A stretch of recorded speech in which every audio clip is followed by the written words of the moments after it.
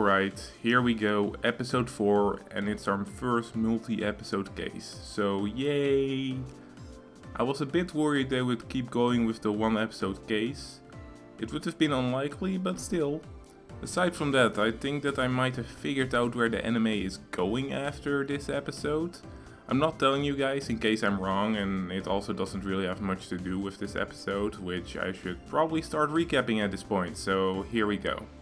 Alright, so we start with Waver being upset because he wanted to participate in the Holy Grail War to see Iskander again.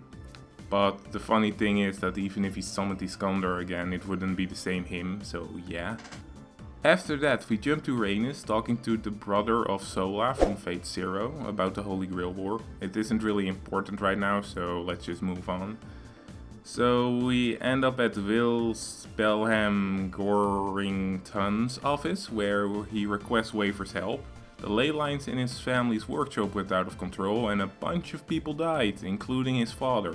Waver, Grey and Rhaenys all go with him, something with magic eyes happens, and they all enter the workshop / house. Willis gets snake handled and now we meet Hishiri Adashino. Hishiri is an officer of the Law and Police Department within the Clock Tower, which regulates and or punishes magi that go against Clock Tower rules. She suspects Wills of murdering his father and is here to capture him. Waver convinces her to stay until the storm is over, allowing him to investigate until then. Rhaenys and Grey meet Kairi Shishkol, the Master of Mordor from Fate Apocrypha, inside the dome under the mansion. He saves them from some angry spirits and they go back up. Waver talks to Willis and he reveals that a fairy warns him every time someone gets killed, and at the end one more person gets killed by lightning, and that's it. So there we go, episode 4. This episode focuses more on setting things up for the next episode. We meet all the players, get told what the problem is, and it does it alright. I did feel less interested by it all this episode, but the characters kept me watching, and it was fun. Seeing more of Rhaenys interact with both Grey and Waver.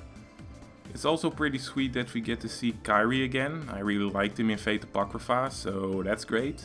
We got to see some of the masters that will participate in it and how much Waver wants to see Iskander again. I'm pretty sure they're building up to something there, so I'm excited to see where it goes. In the end, I do think that the last 2 episodes were a little meh, but in both of them there was at least something that kept me watching. And in this episode it's setting up for the next, so that's fine, except if nothing happens, that would suck. At this point I'm still interested and looking forward to see the next episode.